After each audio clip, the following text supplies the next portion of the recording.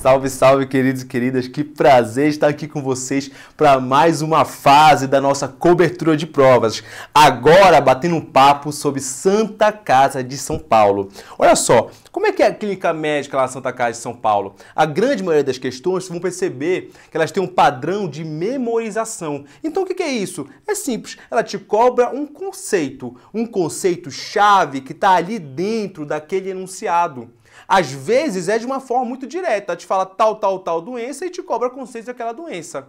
Às vezes ela vem para você com um enunciado grande, com caso clínico, cheio de coisa, mas você vai pincelar um dado daquele enunciado grande para achar a resposta da questão. Então é uma prova que em cada enunciado da clínica médica há o conceito-chave que vai te fazer acertar a questão. Então, pessoal, o nosso Apostas de hoje da clínica médica vai ser um pouquinho mais longo, tá? Porque a gente vai falar de pneumointensivismo e eu quero trazer para vocês imagens de ventilação mecânica. A Santa Casa, ela já vem ano após ano cobrando de vocês o pneumointensivismo. Só que ela cobrava síndrome de desconforto respiratório, cobrava outros conceitos e ano passado trouxe para vocês a ideia de ventilação mecânica, trazendo imagens. Então, claro que a gente vai falar para vocês sobre imagem, porque é um tema quente para esse ano, ainda mais sabendo que a gente teve atualizações dos critérios de síndrome de desconforto respiratório agudo.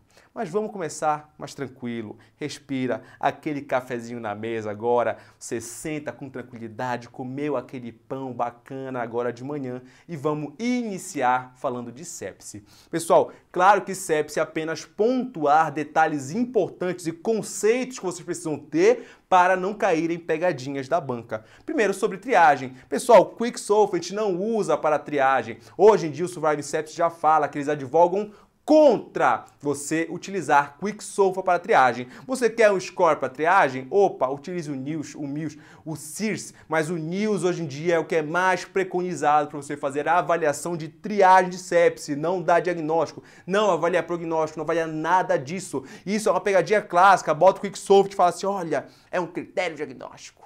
Olha, o Quicksolve avalia prognóstico. Não, pessoal, não é isso, não serve para isso. É apenas intuito de triagem, Quicksolve não mais nesse momento. E olha só, quando a gente chega com um paciente, que a gente vai admitir esse paciente, a gente solicita vários exames laboratoriais. Eu posso falar para vocês que a sepse, em geral, tem um tripé de admissão. Um tripé que envolve antibiótico terapia, um tripé que envolve fluidos no paciente, e a gente fala aquele famoso ringer lactato para vocês, até 30 ml hora. É até, pessoal, não é que você tem que chegar no paciente, tem 100 quilos, Rodrigo, vou dar 3 litros para ele de uma vez chunchado. Não, pessoal, não é assim que funciona. Até 30 ml você faz em alíquotas e avalia a responsividade do seu paciente. Algumas bancas até te cobram o conceito de que você tem que fazer fluido somente se estiver hipotenso. Então, tripé envolvendo antibiótico terapia empírica, fluidos e exames laboratoriais. Claro que esses exames vão envolver culturas, vão envolver hemograma. A gente lembra lá do score de sulfa que você precisa de plaqueta, você precisa de bilirrubina para avaliar esse paciente, você precisa de uma gasometria arterial para fazer a avaliação da pressão arterial de oxigênio do seu paciente. Só que tem um exame muito importante que você não pode esquecer, porque ele muda condutas, ele faz definições, que é o lactato sérico. Pessoal, o lactato, ele muda condutas, porque se você dosar um lactato na admissão e ele estiver maior do que 2 milimol por litro, você é obrigado a dosar um novo lactato sérico no seu paciente. E além disso, você lembra, e o lactato, ele serve para a definição de choque séptico. Se você tem um paciente que choque séptico, qual é que é a definição dele? É um paciente que eu dei fluidos, ele não respondeu a esses fluidos. E eu preciso iniciar droga vasoativa para manter uma pressão arterial média acima de 65 nesse paciente. E lembra que esse paciente tem que ter o quê? Lactato sérico maior do que 2 milimol por litro. Então, pessoal, o lactato ele ajuda a definir o paciente e ajuda em condutas futuras também.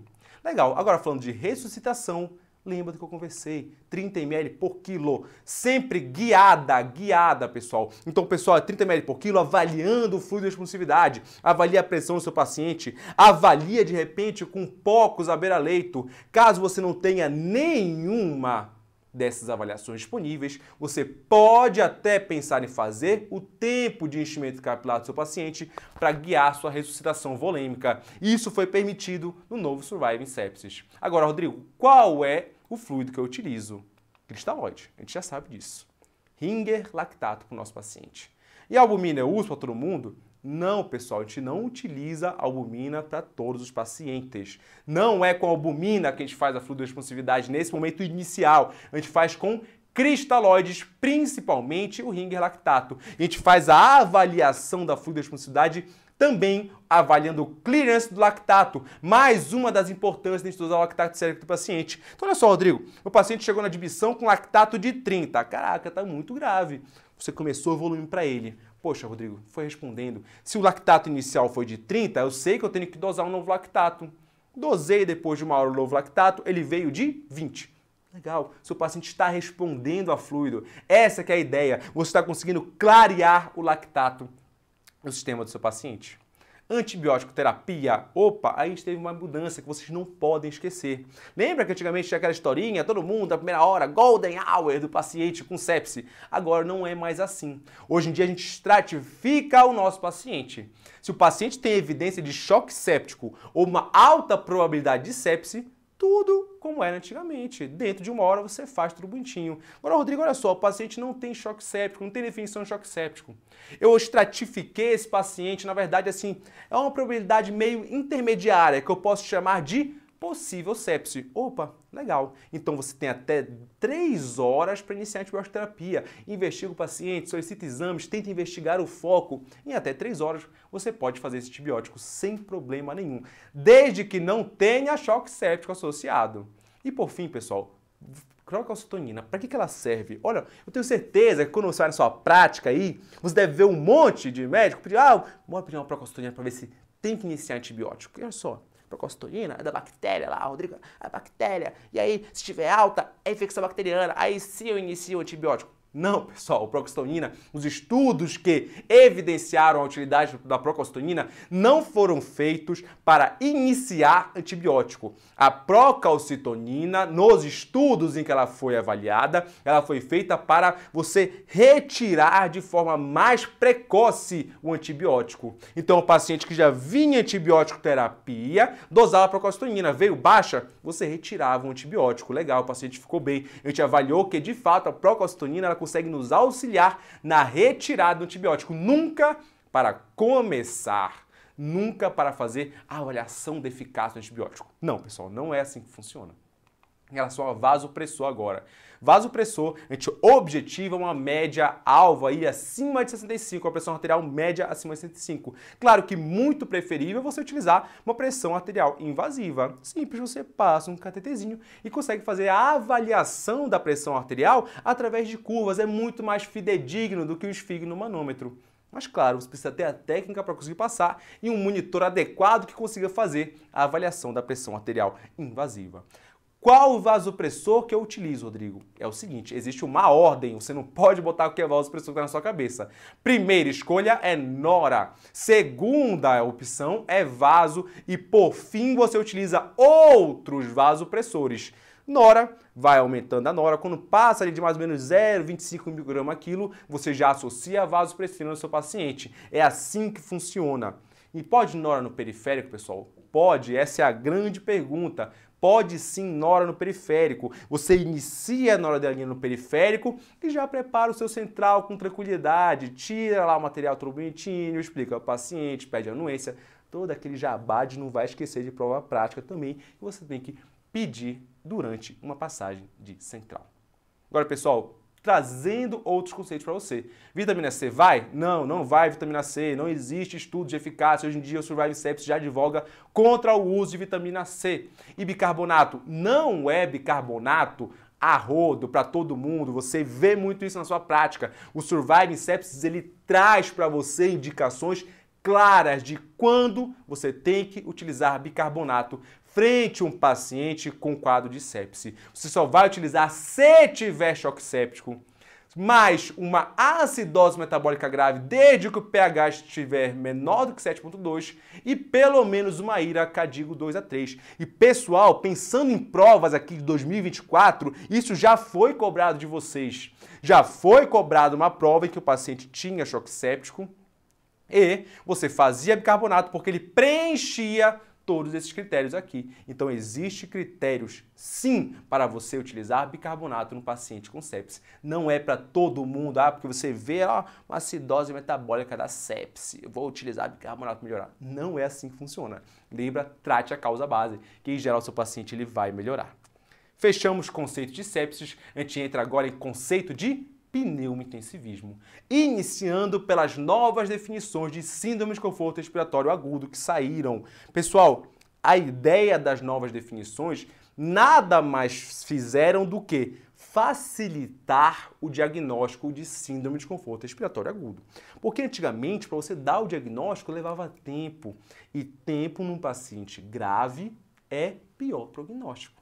Então a ideia foi: dê o diagnóstico mais precoce e trate mais precoce o paciente. Essa que é a ideia das novas definições. Então, quando tiver um conceito novo, eu vou mostrar para vocês esse conceito novo e explicar como isso facilita para a gente o diagnóstico de síndrome de conforto respiratório agudo. Então, olha só, síndrome de conforto respiratório agudo, ele tem dois grandes marcos, que é o quê? Você tem que diagnosticar o edema pulmonar no paciente, um edema de origem pulmonar de fato.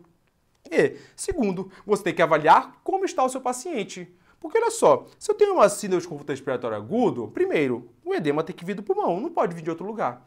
E segundo, se eu tenho um paciente que tem um comprometimento pulmonar importante, é óbvio que isso vai gerar um prejuízo de oxigenação nele. Os dois andam juntos. Não tem como você separar. Rodrigo, tem um edema pulmonar, mas olha, o paciente está chunchado, zerado, saturando 100% em ar ambiente, sem dispneia, sem desconforto. Tá lindo.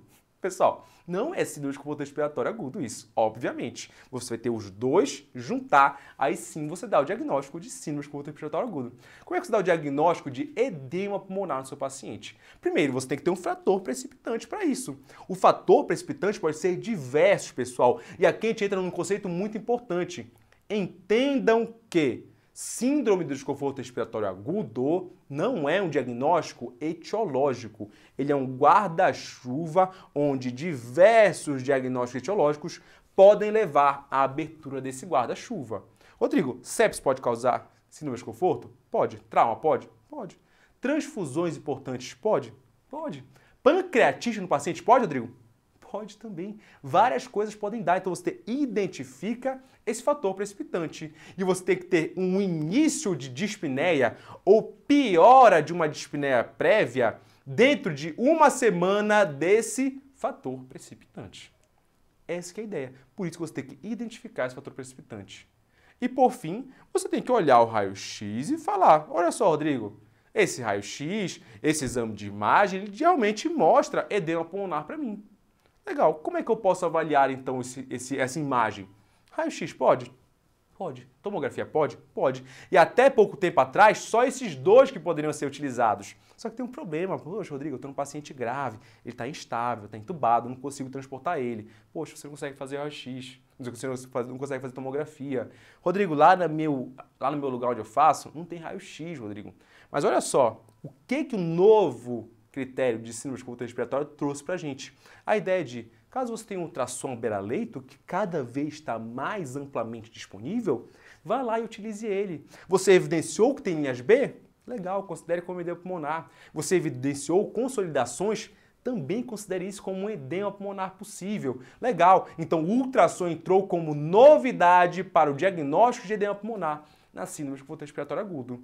E obviamente, pessoal, o edema ele tem que ser pulmonar. Não pode ser um edema por causa de choque cardiogênico. Não pode ser um edema porque você deu sobrecarga volêmica para o seu paciente. Então, em geral, a banca te fala que, olha, foi descartada a possibilidade de choque cardiogênico. Foi descartada a possibilidade de sobrecarga volêmica. Pronto, você fechou. Isso é um edema pulmonar de fato. E como é que está o paciente agora? Porque eu acabei de falar para você. É um paciente que está ruim, tem um edema pulmonar, é claro que ele tem que desaturar. É claro que a pressão parcial arterial de oxigênio dele tem que cair. É claro que esse paciente vai demandar mais oxigênio, fechando a ideia de que aquele edema pulmonar de fato está causando uma síndrome de desconforto respiratório agudo. Então, olha só, o que a gente veio com grande novidade nesse momento? Primeiro, se eu tenho um paciente não entubado, eu posso avaliar esse paciente como? Dosando uma gasometria dele e avaliando a fração inspirada de oxigênio, ele tem que ter uma relação PF menor ou igual a 300. Ou até antigamente você precisava ou do paciente entubado ou paciente em VNI ou utilizando CPAP com pelo menos 5 centímetros de água de PIP. Essa que era a ideia antigamente. Então percebe uma coisa, pessoal. Primeiro, ou você precisava de uma gasometria arterial, e nem todo mundo consegue coletar, nem todo mundo consegue fazer, nem todo mundo tem um material para solicitar uma gasometria arterial. Isso era um problema. Segundo, poxa, você ia esperar o seu paciente chegar numa VNI, chegar no uso de CPAP ou chegar a ser entubado para dar o diagnóstico de síndrome de desconforto respiratório agudo? Caraca, isso atrasava muito o diagnóstico, isso piorava muito o prognóstico do nosso paciente. Então, olha só. A ideia nova é o seguinte, dê o diagnóstico mais precoce. Como é que você pode dar o diagnóstico mais precoce? Simples assim. Se você não tem capacidade de fazer a gasometria arterial, tudo bem, faça a avaliação da saturação periférica de oxigênio e compare com a FiO2. Se estiver menor ou igual a 315, ponto. Você pode considerar o paciente também como síndrome de desconforto respiratório agudo. Ou, se nesse momento o paciente estava ali, Rodrigo, olha só, catéter nasal, não estava respondendo, ele foi com uma máscara, não respondeu, eu iniciei um KNAF para esse paciente, que é o catéter nasal de alto fluxo, e ele está com pelo menos 30 litros por minuto, opa, também considere. Então a ideia é o mais precoce possível. E caso o seu paciente esteja entubado, você consegue também avaliar a gravidade do seu paciente através da relação PF. Menor ou igual a 300 é leve, menor ou igual a 200 é moderado e menor do que 100 é grave. Então é assim que você fala da síndrome de desconforto respiratório agudo. É uma síndrome de desconforto respiratório agudo leve, síndrome de desconforto respiratório agudo moderada ou grave através dessa avaliação. Isso foram os 9 critérios de síndrome de desconforto respiratório, os principais pontos a trazer dos novos critérios. Se eu dei o diagnóstico, pessoal, é óbvio que a minha estratégia no paciente, principalmente entubado, é a ventilação protetora. O que a gente tem de novidade de ventilação protetora? Isso daqui é o mais importante. Um volume corrente de pelo menos 4 a 8 ml por quilo predito. Tudo que a gente vai falar aqui, pessoal, nesse momento, é o parâmetro inicial que eu seto no ventilador. Lembra, pessoal, que olha só, o parâmetro inicial, modo de pressão controlado, modo de volume controlado, o que você quiser, não tem diferença entre os dois. Em geral, a gente dá preferência pelo modo de volume controlado, porque você consegue controlar o volume de forma mais fácil. Mas não que volume controlado tenha uma superioridade em estudos em relação ao modo de pressão controlada. Não, você pode escolher o que você quiser, desde que você atinja alguns parâmetros iniciais do seu paciente. E o primeiro deles é de 4 a 8 ml por quilo predito de volume corrente. Rodrigo, mas eu estudei, é 4 a 6, que história é essa? Mudou. Pessoal, hoje em dia a gente já tem essa indicação de que comece com 6 ml por quilo predito, porque você tem uma margem para mudar entre 4 a 8 ml, sendo 8 ml por quilo predito o máximo. Então é por isso que fica esse range de 4 a 8 ml por quilo predito do seu paciente. A pressão de platô menor ou igual a 30, com o driving pressure menor do que 15, sempre permitindo para o seu paciente uma hipercapnia permissiva, desde que o pH dele esteja acima de 7,2. Então, às vezes, você se assusta na prova. Você fala, Rodrigo, nossa, veio lá o enunciado, uma PCO2 de 80, Rodrigo. Nossa, é claro que eu tenho que lavar essa PCO2, Rodrigo, pelo amor de Deus, tá muito alto. Aí você olha, pH de 7,25, você precisa lavar? Não, hipercapnia ela é permissiva, você só vai modificar os parâmetros do ventilador se o pH estiver menor do que 7,2 no seu paciente. Rodrigo, fiz de tudo, mexi, lá ajustei, parâmetro inicial, depois gasometria no paciente, fui lá, ajustei, tratei a causa base, o paciente não está melhorando, Rodrigo. Então, o que eu posso fazer nesse momento? Olha só, se o seu paciente ele mantém uma relação PF menor do que 150, Duas estratégias, em geral, elas são mais utilizadas.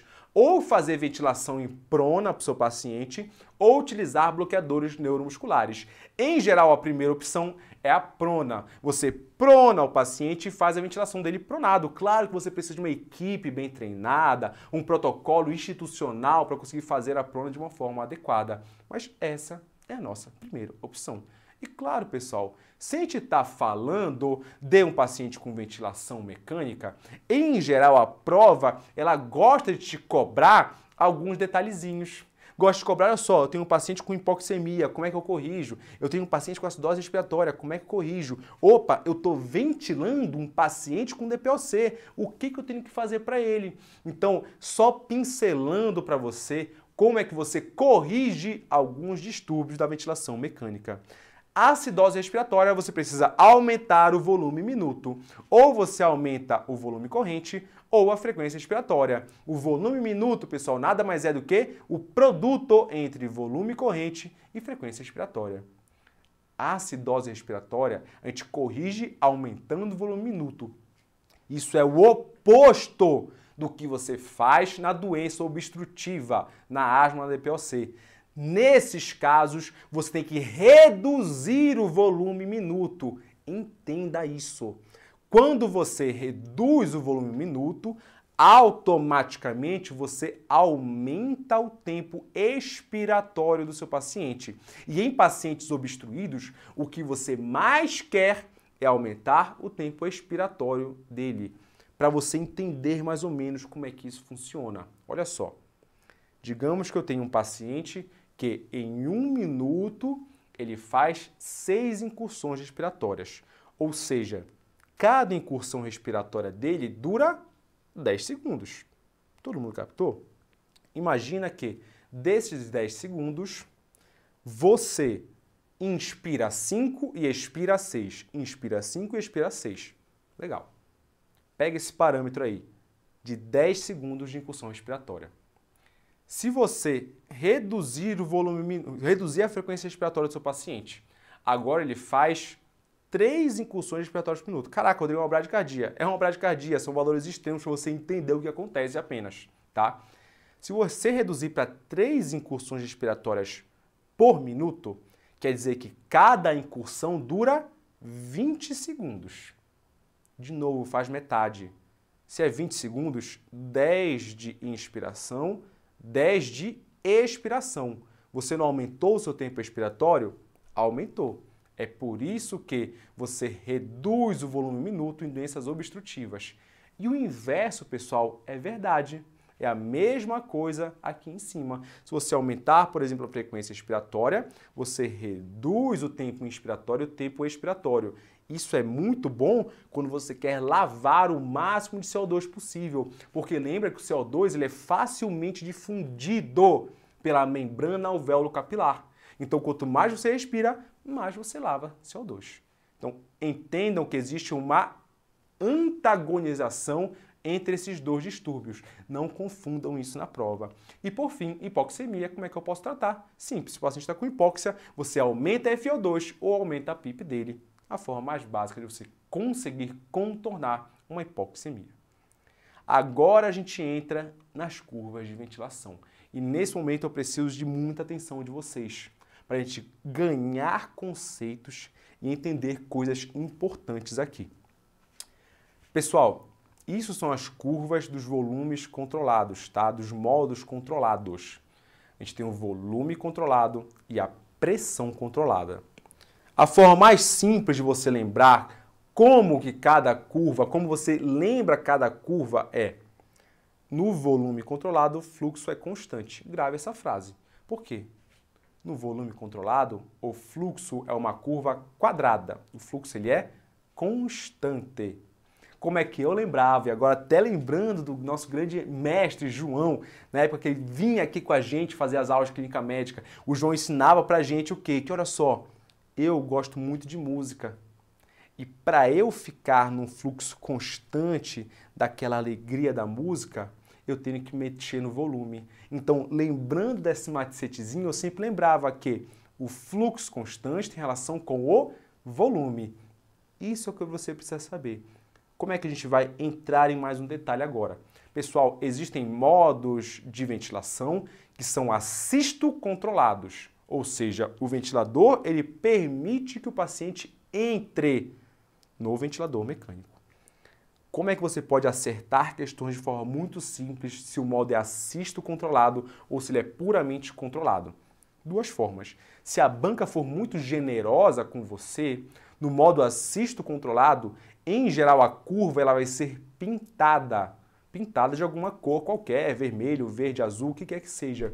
Porque essa pintura da curva mostra que foi o paciente que iniciou aquele ciclo de ventilação. Ou, se for um modo assisto controlado, em geral, as curvas de ventilação elas vão ser irregulares, porque o paciente está entrando na ventilação. Então, no modo controlado, se eu seto para o paciente fazer 10 incursões por minuto, ele vai fazer exatamente uma a cada 6 segundos. E ponto final. O ventilador controla perfeitamente o que eu setei lá. No modo assisto controlado, eu botei lá para ele fazer uma incursão a cada 10 segundos, ou seja, uma a cada 6 segundos, 10 incursões por minuto. Só que, eventualmente, no meio dessa ventilação, o paciente pode entrar. E as curvas elas ficam assíncronas. Essas são as duas formas de você lembrar e diferenciar o modo assisto controlado do modo controlado. Perfeito? Isso é o que você precisa saber das curvas. E agora a gente entra nas curvas de assincronia. E de novo, pessoal, muita calma, eu vou explicar com muita tranquilidade para vocês. Claro que a gente não vai aprofundar isso numa aula muito curta, mas eu quero que pelo menos quando você olha a questão, você tenha uma ideia de onde ela está indo mais ou menos. Para você entender as curvas de assincronia, você precisa ter dois conceitos principais. O primeiro conceito é o seguinte: a ventilação mecânica ela é uma ventilação à pressão positiva. Como é que é a nossa ventilação, sem ventilador mecânico? É uma ventilação à pressão negativa. Se o diafragma puxa o tórax, isso causa uma pressão negativa e o ar entra por diferença de pressão. Então você consegue perceber que o que o ventilador mecânico faz é o oposto do que a nossa ventilação faz? Isso é um ponto importante. Então olha só, aqui uma curva de ventilação mecânica. Você percebe que a curva de fluxo ela é positiva, ela causa uma inversão positiva no paciente. Por que isso? Porque o ventilador ele faz pressão positiva. A nossa é ao contrário, a curva de fluxo ela seria negativa, porque a gente tem um padrão respiratório invertido do ventilador mecânico. Captou? E a segunda coisa que você precisa saber é as curvas de ventilação, elas possuem 4 períodos principais. O disparo, a ciclagem, a fase inspiratória e a fase expiratória. Então, pessoal, até mesmo você aí que está respirando agora para ver essa aula, eu espero que sim, senão você provavelmente não está vendo essa aula, você está fazendo o quê? Inspira, expira. Inspira, expira. Só que aqui no seu cérebro, você dispara, inspira, cicla, expira.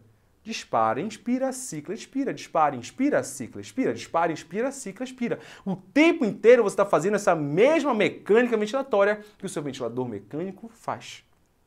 Ah, Rodrigo, legal. Agora que eu sei que tem as fases, é por isso que a gente divide as assincronias em fases também? É, pessoal. É por isso que existem as assincronias de disparo. É por isso que existem as assincronias de ciclagem. É por isso que existem as assincronias de fluxo. A depender de onde aconteceu a assincronia ganha o nome do grupo. Essa que é a ideia.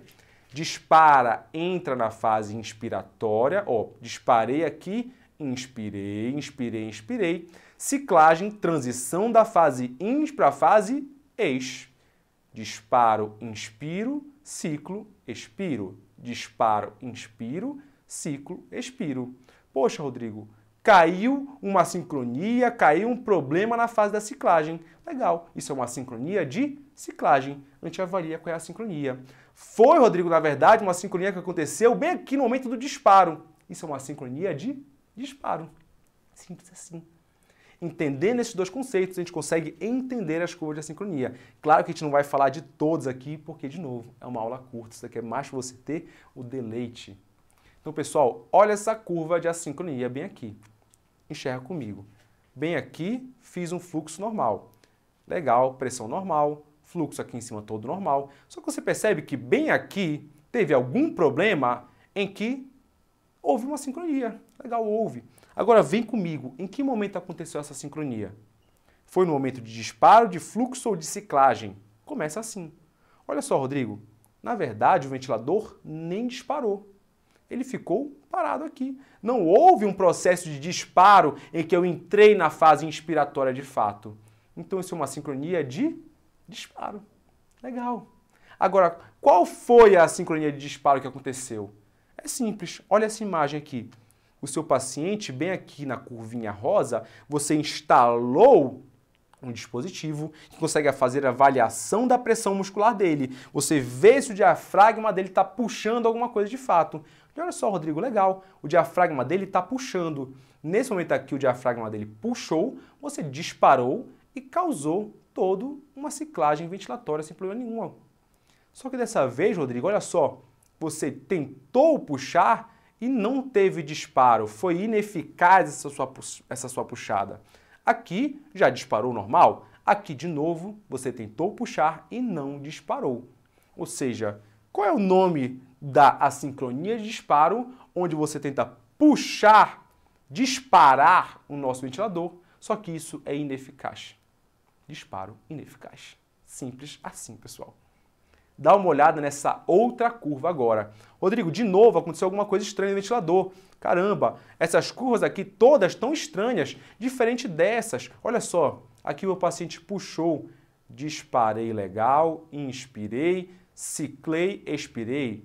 Disparei, inspirei, ciclei, expirei. E quando eu chego aqui, Rodrigo, olha só, disparei, inspirei, ciclei, expirei, disparei de novo, ciclei, expirei, aí disparei, inspirei, ciclei, expirei, disparei de novo. Caramba, Rodrigo, que coisa estranha. Olha só, eu tenho disparo, eu tenho fase inspiratória, eu também tenho ciclagem e eu também tenho fase expiratória. Só que coisa estranha, eu encavalo dois disparos ao mesmo tempo, um fica colado no outro. Caramba, como é que é o nome da assincronia em que você tem dois disparos encavalados um no outro? Duplo disparo. Simples assim, pessoal. Essa que é a ideia, sem muito mistério. Você primeiro enxerga onde está acontecendo o problema e dá o diagnóstico depois da assincronia. Agora, olha só essa outra curva de assincronia. Pessoal, eu trouxe essa curva para vocês já aprenderem uma coisa. Isso é outro problema que está acontecendo na nossa curva de ventilação. Aqui a gente tem uma curva de volume. Pessoal, se eu tenho um ventilador mecânico que me bota 400 ml de volume, uma hipótese, é óbvio que tem que sair do meu pulmão 400 ml. Porque olha só, se eu boto em você 400 ml e sai de lá 350 ml, o que está acontecendo? Duas coisas podem estar acontecendo.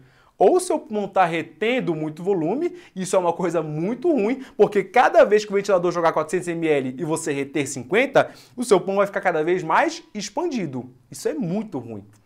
Ou você está botando 400, na hora que sai do seu pulmão, sai os 400. Só que olha só, Rodrigo, está rasgado ali o meu ventilador. Meu tubo do ventilador está rasgado, aí um pouquinho de ar sai para fora. O que a sua máquina vai detectar? Que chegou menos volume do que deveria, mas saiu o ar do seu pulmão sem problema nenhum. Entrou 400, saiu 400 do pulmão, mas no meio do caminho saiu 50 ml para fora porque está rasgado. O seu ventilador detecta 350. Então percebe que o volume inspiratório deve ser igual ao volume expiratório. Se não for igual, se você tem um volume inspiratório maior do que o volume expiratório, Ou seu pulmão está segurando esse volume, ou você tem vazamento. E é isso que a curva te mostra. Olha o volume, começou no 0. Você mandou 500 para o seu paciente inspiratório. E aí na hora da expiração, opa, Rodrigo, não voltou para 0. A curva de expiração deveria voltar para 0, mostrando que você tirou do seu paciente os 500 ml que você injetou lá. Só que não, Rodrigo, olha só. Eu injetei 500 inspirado e saiu ali por volta de 200, 250. Opa, 250 ml foram retidos ou eles foram vazados. Nesse caso, uma curva de vazamento. As curvas são muito similares, tá, pessoal? Isso vai depender de uma avaliação clínica para você dar o diagnóstico. Mas essa é a curva típica de vazamento. Agora, olha só, Rodrigo, olha que coisa estranha aqui. Meu paciente veio aqui embaixo, ele puxou o ar. Legal, ele disparou uma mecânica ventilatória. Disparei, inspirei, ciclei, expirei. Rodrigo, de novo aconteceu a mesma coisa aqui. Olha só, disparei, inspirei, ciclei, expirei. Só que, caramba, Rodrigo, olha que coisa estranha aqui embaixo. O meu paciente não puxou nada. O ventilador disparou sozinho. Bem aqui em outro fluxo, eu percebi, olha só, o P música aqui do meu paciente, ele realmente puxou o ar e disparou uma mecânica ventilatória. Aqui também e aqui também. Mas, Rodrigo, olha só que coisa estranha. Bem aqui, o ventilador disparou, inspirou, ciclou e expirou. Aqui a mesma coisa, aqui a mesma coisa. Mas o meu paciente, ele não puxou o ar. O que está acontecendo? É simples. O seu ventilador, ele está disparando sozinho. Como é que é o nome dessa assincronia onde o ventilador dispara sozinho? Não é disparo sozinho, porque fica um nome feio, né, pessoal? É autodisparo, obviamente. Autodisparo junto com uma curva de vazamento. O autodisparo ele pode ser ocasionado por vários fatores. Um deles é o vazamento de ar. Até mesmo taquicardia no seu paciente pode fazer uma curva de autodisparo, a depender da sensibilidade do seu ventilador. Mas, pessoal, em nenhuma das curvas aqui a gente vai mostrar para vocês como que corrige a curva, porque senão a aula ia estender muito. Fica de dever de casa para você avaliar essas curvas e saber como você corrige cada uma delas. Fechamos pneumointensivismo, a gente entra para finalizar gasometria arterial. Só pincelando aqueles conceitos que vocês já sabem, tá, pessoal? Tirei gasometria arterial, como é que eu faço a avaliação de um laudo gasométrico? Primeiro, avalio o pH, menor que 7,35 é acidemia, maior que 7,45 é alcalemia. Quem é o culpado? É o bicarbonato ou o CO2? Porque olha só, se tiver 7,35 com o bicarbonato baixo, isso é uma acidose metabólica. Se for porque eu tenho uma alta de CO2, isso é uma acidose respiratória. E a mesma coisa aqui para a fase de alcalemia. Lembrando que a alcalemia vai ser causada ou por bicarbonato alto ou por baixa de CO2. Matamos a primeira fase e a segunda fase da avaliação do laudo gasométrico. Depois a gente tem que fazer a avaliação da resposta compensatória do nosso paciente. E a gente trouxe aqui para vocês as fórmulas, que aqui na média a gente chama de mágica do 15, porque o número 1 e o número 5 eles se repetem várias vezes para você fazer a avaliação da resposta compensatória do seu distúrbio. E através da avaliação de resposta compensatória, você dá o diagnóstico. Isso é um distúrbio puro? Isso é um distúrbio associado a alguma outra coisa? Então, só pegando um exemplo para vocês de acidose metabólica, que é o que mais cai. Imagina que eu tenho um paciente com acidose metabólica em bicarbonato de 10. Legal. Qual é que é a minha PCO2 esperada nesse paciente? 10 vezes 1,5 dá 15, mais 8 dá 23. Você espera um range de mais ou menos 2, ou seja, entre 21 e 25 no seu paciente. Rodrigo, eu olhei a gasometria do meu paciente. Ele está com um CO2 de 23. Então, legal. Se está dentro do range que você esperou, você tem uma acidose metabólica pura, uma acidose metabólica compensada, uma acidose metabólica isolada. Qualquer um desses termos você pode utilizar sem problema nenhum. Não, Rodrigo, olha só, eu esperava que a CO2 no paciente estivesse entre 21 e 25. Mas olha só, eu olhei a gasometria do meu paciente e ele está com CO2 de 30. Caramba, muito maior do que 25. Legal. Então, qual é que é o distúrbio que você tem uma CO2 elevada? É a acidose respiratória. Então, isso é uma acidose metabólica junto com a acidose respiratória. Se eu tivesse uma CO2 de 15, por exemplo, muito abaixo do 21 que a gente calculou de range. Então, Rodrigo, eu tenho uma acidose metabólica junto com outro distúrbio, que é aquele distúrbio relacionado a uma CO2 baixa. Isso é uma alcalose respiratória. Então, acidose metabólica junto com alcalose respiratória. E falando de acidose metabólica, é o que mais cai para vocês em prova, lembra que você precisa conhecer o conceito do anion gap. O anion gap nada mais é do que a quantidade de ânions que a gente não calcula, que a gente não mensura e bota eles num balaio todos juntos. O anion gap nada mais é do que sódio menos cloro menos bicarbonato. E você espera um valor de normalidade entre 8 a 12. É importante você saber esse cálculo, porque calculando o anion gap, você consegue dar o sobrenome de uma acidose metabólica. Se o anion gap está normal, isso é uma acidose metabólica com anion gap normal, também chamada de acidose metabólica hiperclorêmica.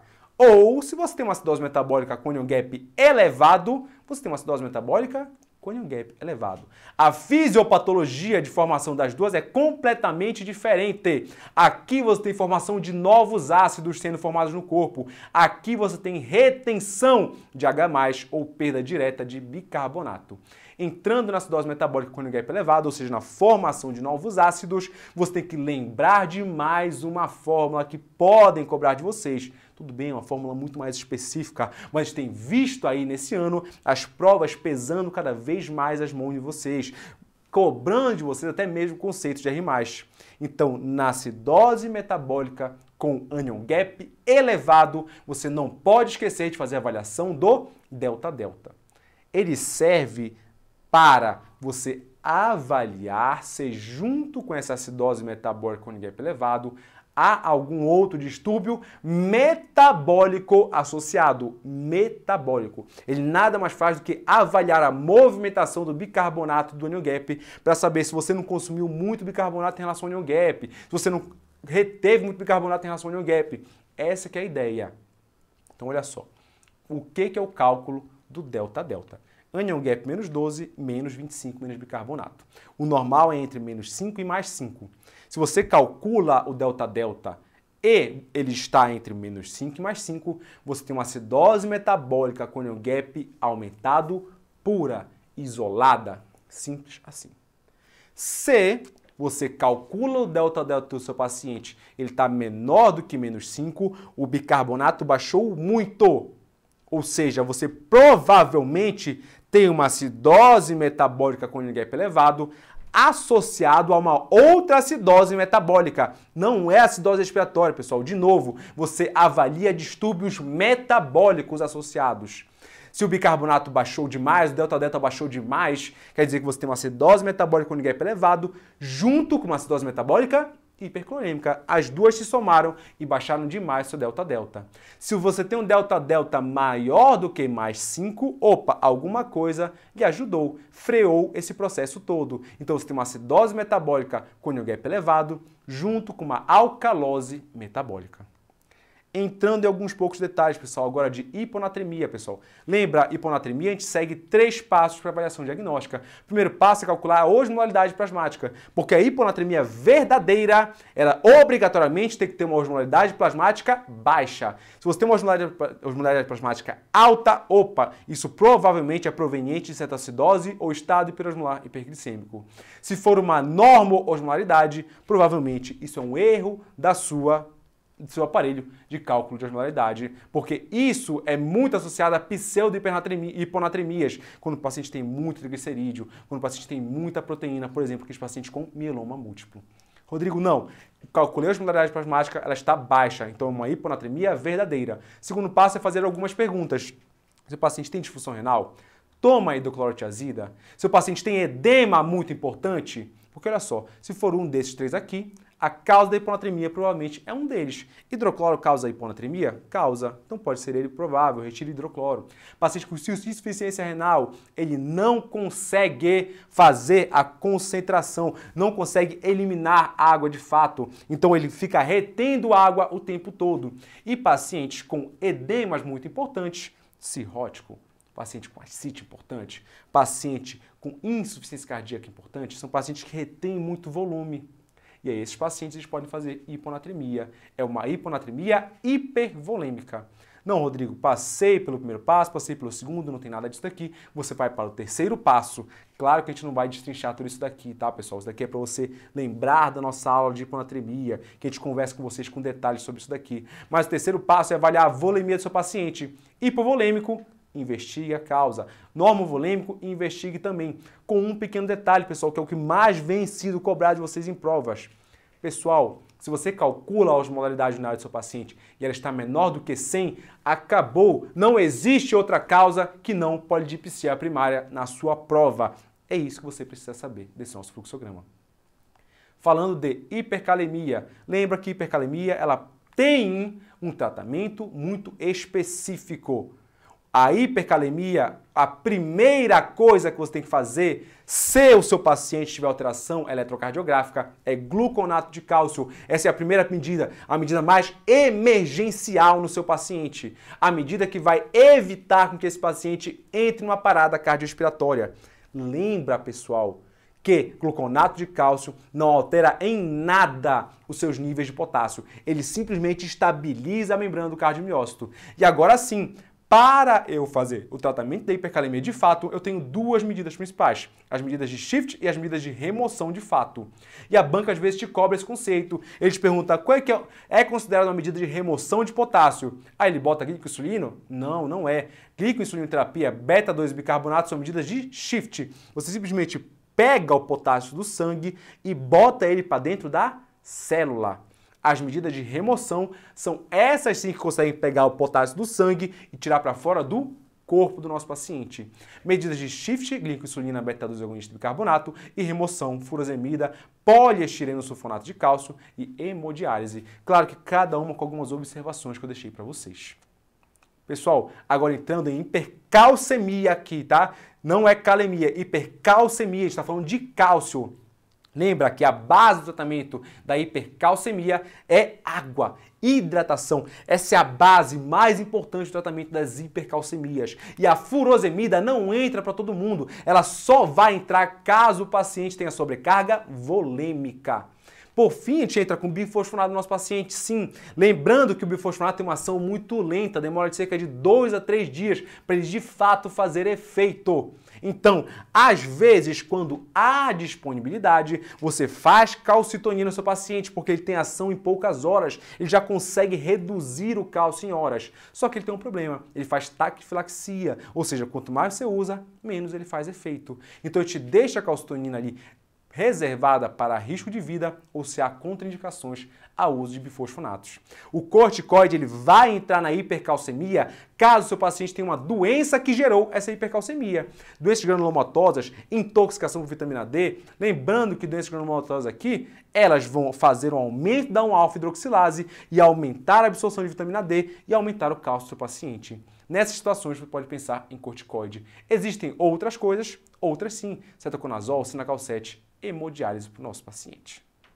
Então, pessoal, a gente fecha agora a nossa revisão aqui, apostas de última hora aqui do nossa Casa de São Paulo. Lembrando, pessoal, que olha só, a gente ainda vai conversar com vocês de dicas de última prova, só que lá na véspera da prova. Isso daqui, olha só, é ao longo da semana para vocês gerar maciota, lembrando, conversando com a gente. Então segue a gente nas nossas redes sociais, segue no Instagram, segue no YouTube, para você não perder nada do conteúdo que a gente vai trazer para vocês aqui. Combinado? Então olha só, um beijo enorme para vocês e eu espero vocês lá na Dicas da Santa Casa de São Paulo. Até a próxima!